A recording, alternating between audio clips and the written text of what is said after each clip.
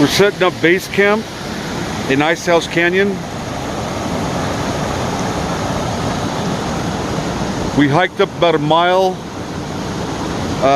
set the tents up, and then we're gonna leave all our stuff here, and then we're gonna hike to Cucamonga Peak. This is my new tent. It's a pretty nifty little tent. It's a 2-man. It has a full rain fly on it, and it's supposed to be pretty watertight. You know, if you're preparing for the rain, you'd go to hook these lines up, pull the sides out in all directions. It's not the lightest tent in the world. I bought this at Big 5, but it does have a full cover rain fly, so that's what I like about it. And it's smaller and lighter than my previous tent. So we're dumping all the heavy backpacks right here. We're just going up, climbing Cucamonga Peak with light packs, just water, basics. And that's it. This is a pretty good place to camp, right next to this river. Here's my buddy Armando.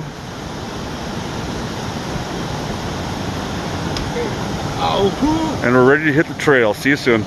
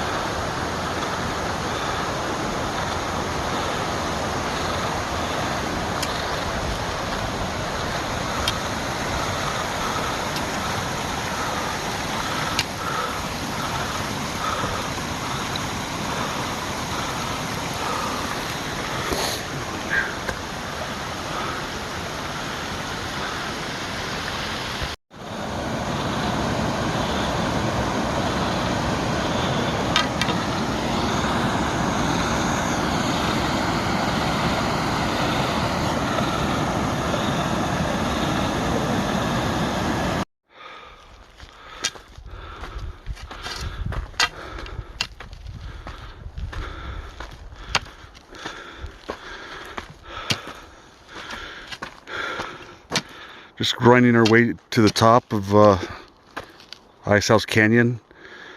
We're about 2/3 of the way to the saddle. Over here we spotted a little waterfall that we can see from a distance. Let's see if I can zoom in. We can see it right there.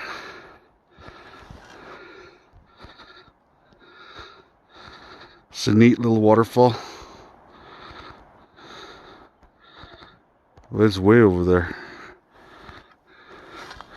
Comes off this canyon right here. Snow, I see a little snow up there, but snow melt's almost all gone. Just little patches up there, little waterfall. Pretty neat.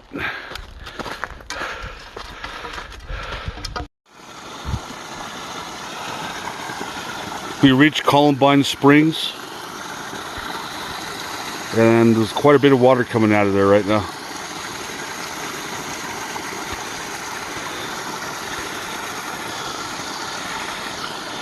In fact, that's the most water I've seen come out of there in a while.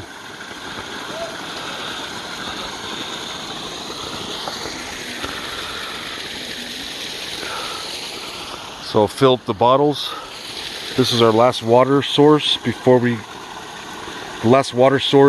get to Cucamonga Peak, which we have to go probably another 3.5 miles from this point.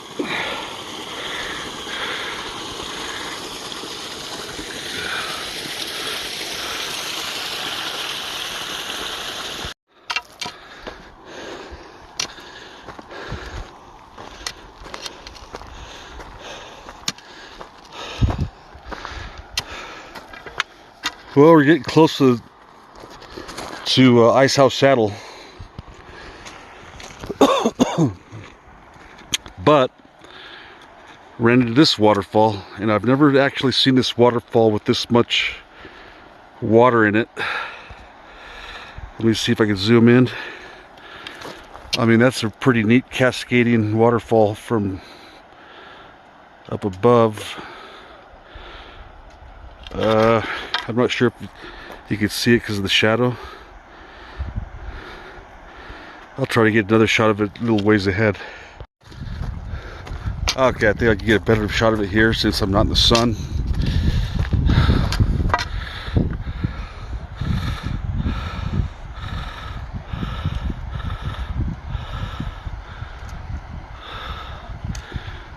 I'm surprised this much water is coming off this since we're already close to the top by the saddle.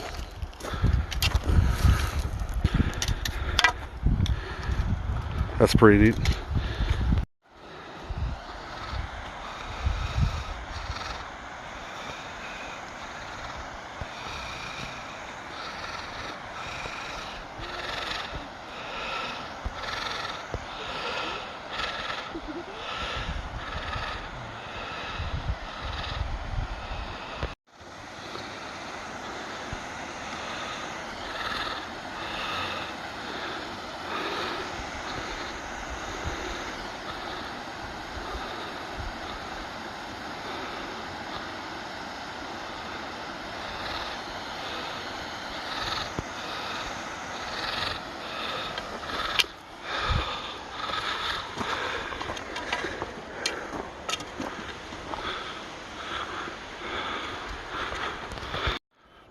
Okay, there it is. We're making it to the saddle. We're arriving right now.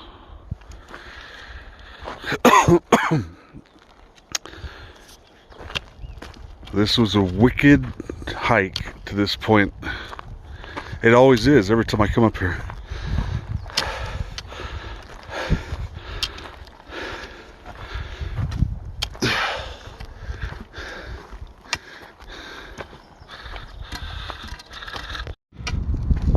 Took a 15-minute break at the Ice House Saddle. So tired, I wasn't sure. We were debating whether to go to Ontario Peak or Cucamonga Peak. Or we were also debating whether to go at all. But in the end, I decided to go to Cucamonga Peak.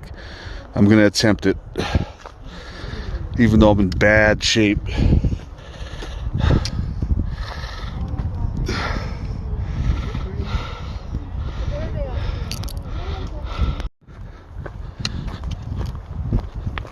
I'm not sure if we're going to even actually be able to make it to Cucamonga Peak. We're starting to run into some snow.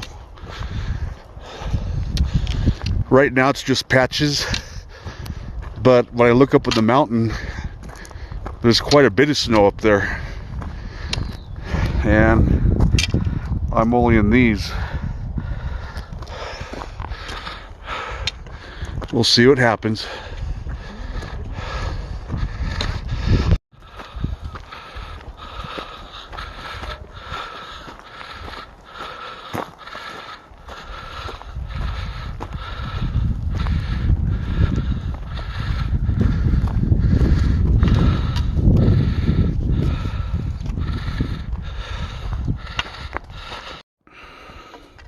Here's a good shot of Cucamonga Peak.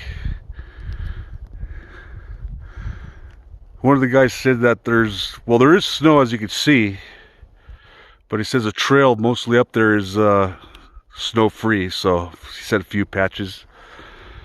You wouldn't think so looking at this shot though. Beautiful day, gorgeous views. Looking down Little Creek Canyon. I got gas.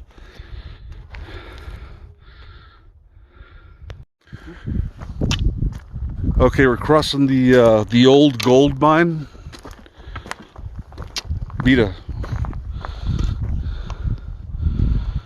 Okay, I've seen another. I'm not going to go in there. Looks pretty spooky, and there's another big opening up there. But looking at watching other YouTube videos of like Pharaoh or other people that have actually gone in there, and there's, you know, it's a mine and it's structured, there's wood beams and everything in there, and not sure the history of it, how long the mines have been here, or when they stopped using them, or when it ran out of gold or whatever. But anyways, that's the gold mine.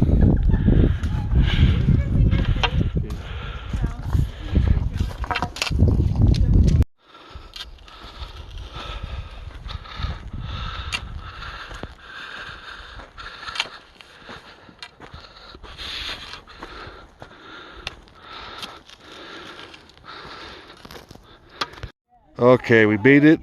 We made it to Cucamonga Peak. There's quite a few people up here. Awesome views. Really good weather today. A little hazy. But this is the third time I've been on the peak, and this was the roughest time that I've had getting up here. It has to be my age. I'm just getting older every year. But we're attempting to backpack up here with a full backpack to stay overnight up here, but that didn't last very long. As soon as we got out of the car and we hiked up about half a mile, we decided to ditch the backpacks and decided we're going to set up next to the creek down there. And so all we brought up here was just a small day pack with just a little thing of water in it, hardly no weight at all. So hardly no weight, and I still had a very rough time getting up here.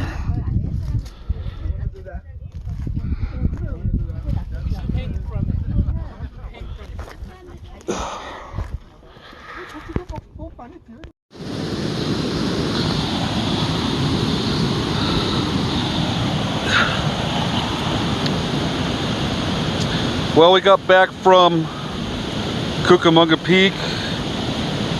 We're back at base camp.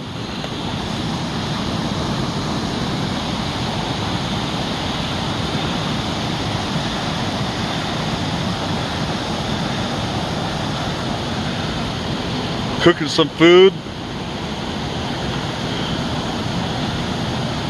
I'll tell you one thing, I'm wiped out from that trip. I'm not sure if we'll ever do that hike again. It took us, well, it definitely took us 12 hours. And we didn't even have any heavy backpacks. We just had light packs, just water, that's it basically. And it just really did a number on me. I don't know if these hikes are healthy or not for me. I'm out of shape, a little bit out of shape. But anyways, I mean, it was a rewarding hike. It almost killed me. Maybe I'll do smaller hikes from now on. I don't know, there's something about Cucamonga that it's just always a rough hike compared to other hikes. So anyhow, that was our hike. And signing off.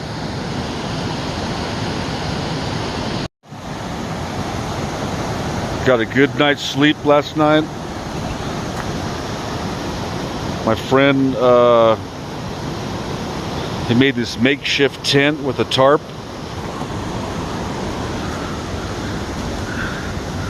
Look at that. That looks pretty comfortable, doesn't it? Little makeshift tent. And this tarp is very camouflaged.